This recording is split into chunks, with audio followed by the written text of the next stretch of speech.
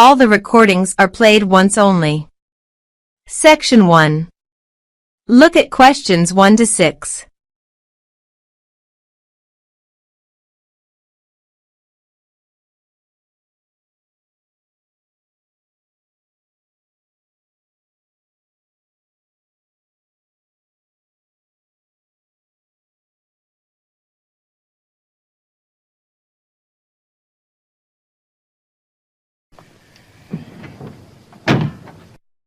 Yes? Oh, good morning, madam. I'm from Pestaway Market Research. I'm doing consumer research in this area. I wonder if you'd mind telling me, do you use Pestaway in your home? Pestaway? Oh, the insecticide thing. Well, yes, as a matter of fact, I do. What do you use it for, madam? Fleas, ants, cockroaches, woodworm? Oh, cockroaches. This is an old house, you see, and we often get cockroaches in the kitchen. I tried scrubbing and disinfecting, but it didn't seem to do much good. And then I heard a commercial about Pestaway, so I thought I'd try that. Was that on TV? No, it was radio, one of those early morning shows. You heard it advertised on the radio? Fine. And you say you use it in the kitchen. Do you use it anywhere else in the house? In the bathroom, say? Oh, no. We've never had any trouble anywhere else. We get the odd wasp in the summer sometimes, but I don't bother about them. It's the cockroaches I don't like. Nasty, creepy, crawly things. And you find Pestaway does the trick? Well, yes, it's quite good. It gets rid of most of them. How long have you been using it, madam? Oh, let's see. About 2 years now, I think. About 2 years. And how often do you find you have to spray? Oh, I give the kitchen a good spray round the skirtings and under the stove, you know, about every 6 weeks. Every 6 weeks or so, I see. Look at questions 7 to 10.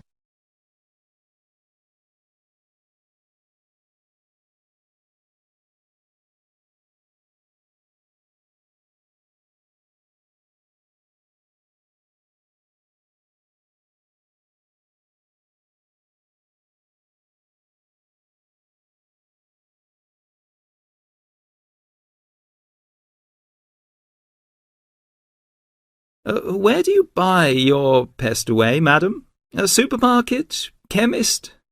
Oh, no, I get it at the little shop at the end of this street. They stock practically everything. It means taking a bus if I want to go to the supermarket. Well, thank you very much, madam. Oh, could I have your name, please? Mrs. Edgerton. Mary Edgerton. That's Egerton. Egerton. And the address? The address is 12 Holly, Peterford. 12 Peterford. And may I ask your age, madam? Oh, well, just put down I'm over 50. As you like, Mrs. Egerton. And occupation? Housewife? Well, I used to be a telephonist before I married. I had a very good job at the post office, but what with a husband to look after and 4 children to bring up, it doesn't leave you much time, does it? Occupation, housewife. Well, thank you very much for your time, madam. You've been most helpful. Section 2. Look at questions 11 to 16.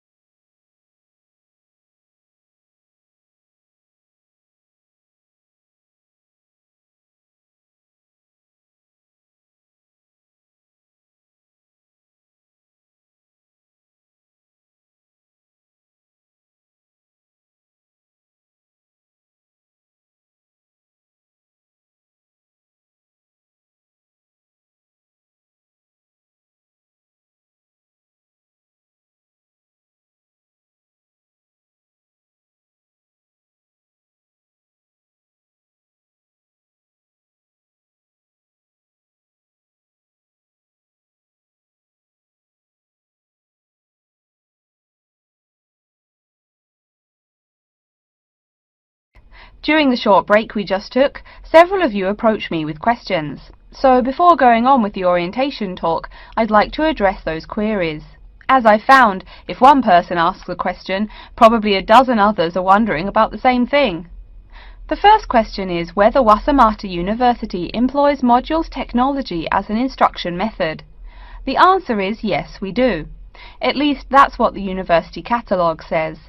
If some of you don't understand what modules technology is, don't worry. I googled the word but couldn't find it. Apparently though, it's a method of broadband wireless access. At least that's what an American company's website told me.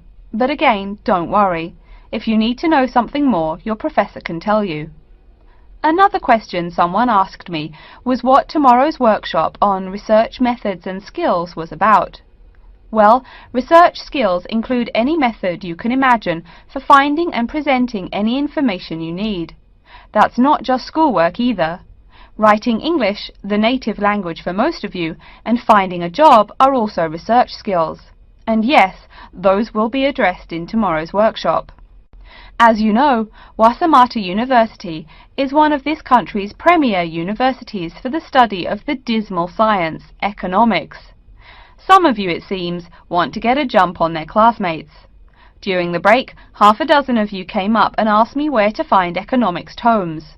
I know it's odd, but this school's library holdings are divided up between two libraries. Economics books are in the old library. If you look out of the window behind me, you can see it. It's the red brick building. Oh, before I forget, you economics types also need a lot of math, am I right? Well, those math books are neither in the old library nor in the new one. They can be found in the math department building. Why am I telling you this? Doesn't the invisible hand guide economists? Maybe it's good you asked. In 2008, that hand shoved most of the world economy off a cliff, didn't it? Now, I realize that most of you couldn't bring a computer printer or a photocopier from home. So I'm sure you're already wondering where you can copy things like term papers, internet articles, and things like that. I have some good news and some bad news. The good news is that there are a number of places you can make copies. These include both libraries and the Student Union building. Now the bad news. I'm sorry to say, most classroom buildings and academic departments do not have copiers students can use. So most of the large buildings you see around campus do not have copiers for students. The copiers there are reserved for professors and office staff. Oh yes, I nearly forgot to tell you. If you need to have printing done, all the copiers available to students are laser printers. Plus, for your convenience, you can pay using prepaid cards. You can get those in the Student Union building. That just covers the questions put to me. If you have more, please see me during the next break at 2:15. Look at questions 17 and 20.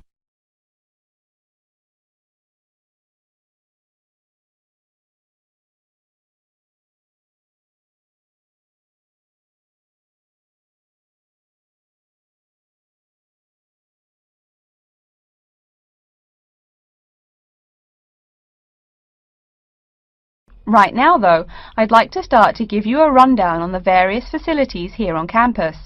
That way you won't get lost so easily in the weeks to come.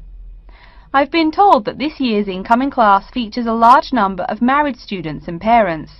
So you must be wondering where to put the baby while you're in class. Okay, right now we're in the Student Union building, right?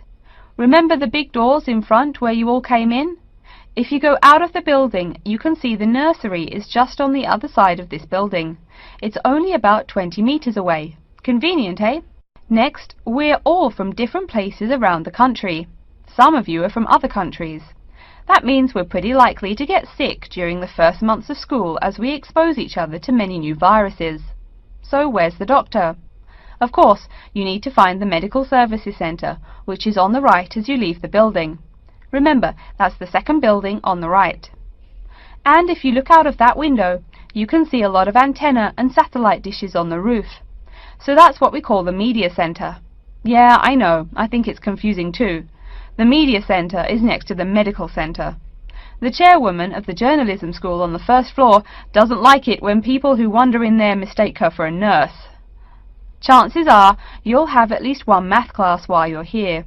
That red building there, just outside to the left, is the Math Department building. I know, it looks about as old as the subject of math, but I assure you that the inside is equipped with state-of-the-art classroom equipment, including interactive chalkboards and surround sound in every room. Oh, can you see the back building there? Yes, behind the media center. Quite new, isn't it? That's the new library, just decorated. They're back to back, you might say. If you look just to the left of it at the lower, older-looking building, you'll find the old library. It's nice and quiet, perfect for those marathon study sessions during exam week. Since the weather is so nice, why don't we stop looking at our maps, but go for a walk around the campus? Section 3. Look at questions 21 to 25.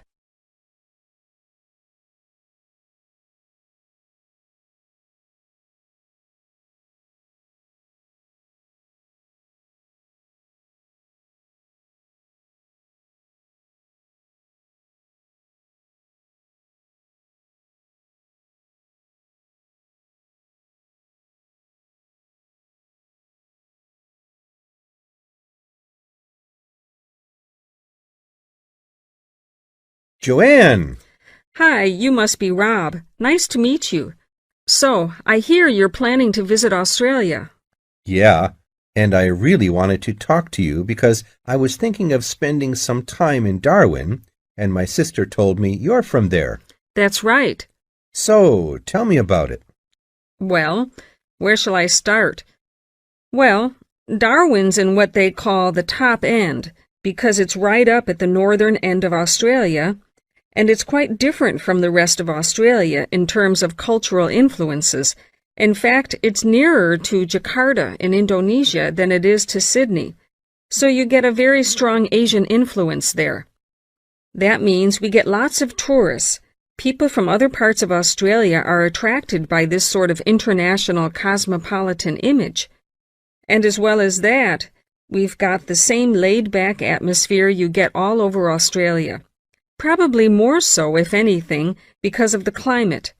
But what a lot of the tourists don't realize until they get there is that the city's also got a very young population.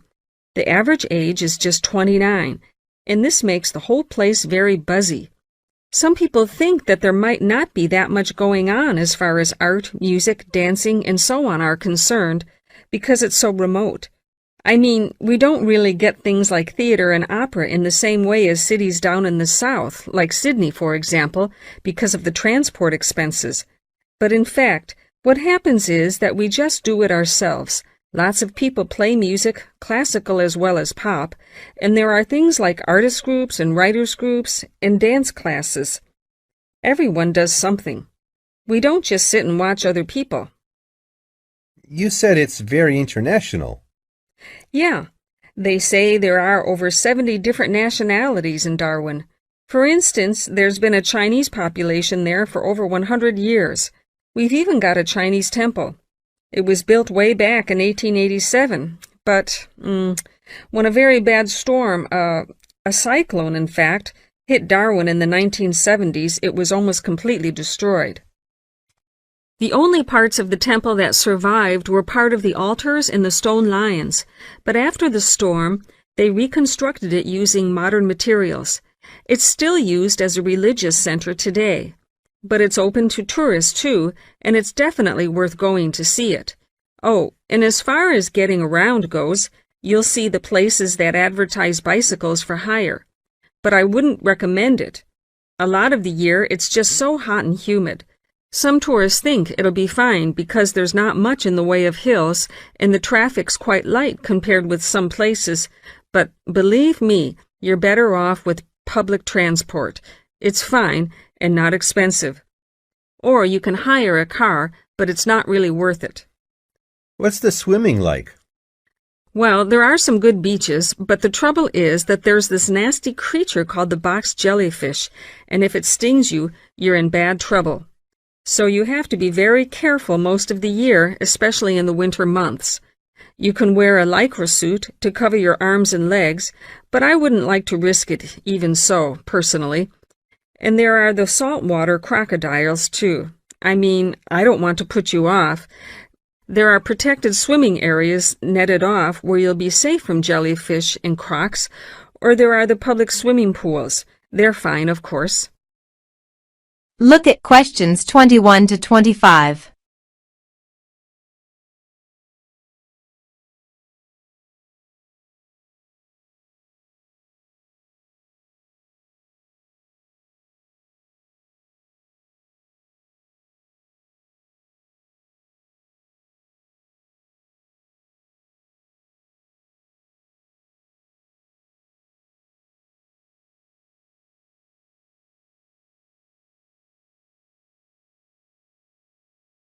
Please sit down, Mr. Walsh. My name's Jane Swain, and I'm the personnel manager.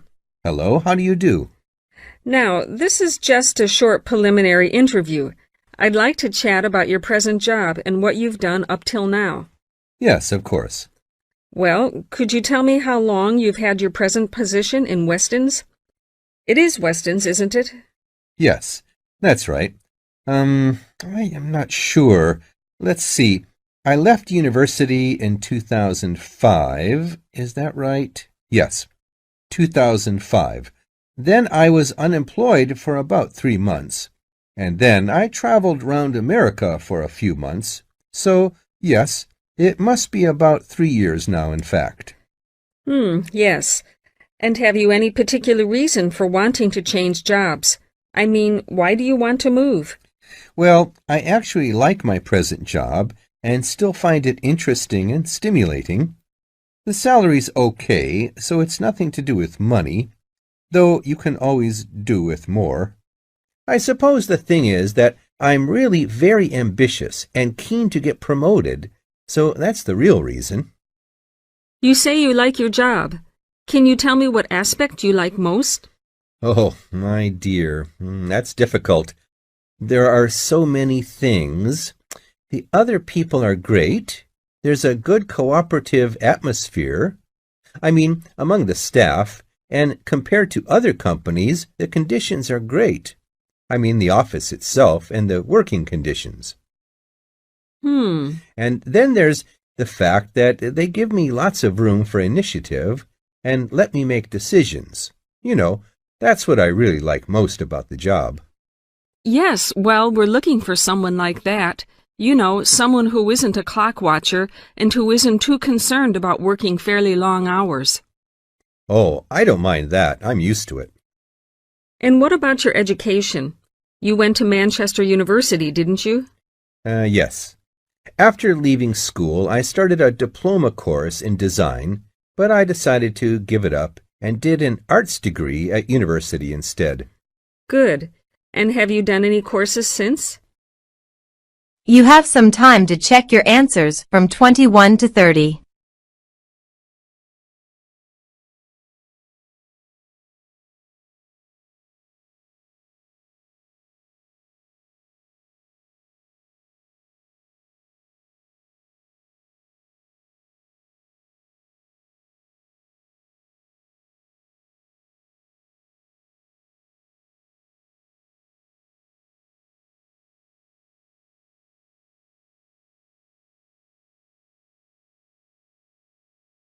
Section 4. Look at questions 31 to 40.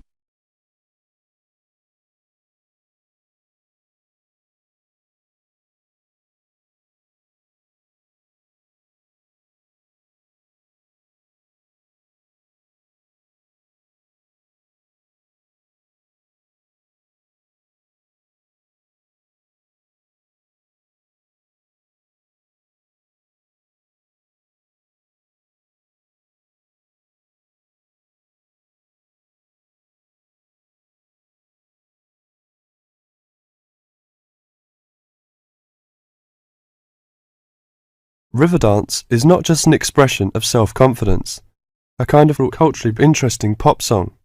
It tells the story of a people through song and dance.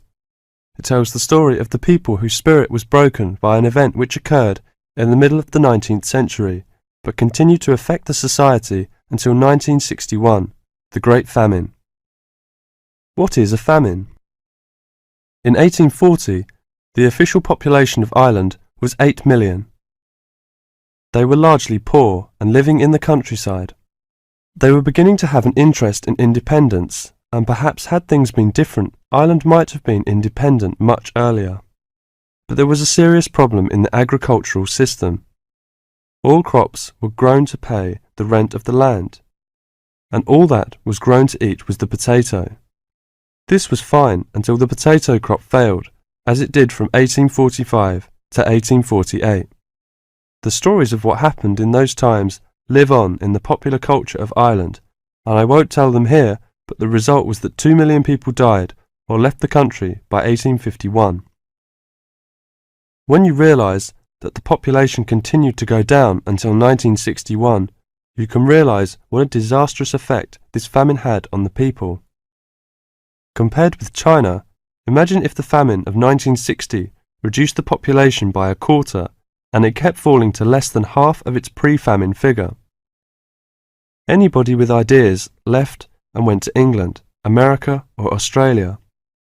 The people left behind were broken by their experiences and, in effect, the famine and its consequences put an end to all serious development in the country until well into this century.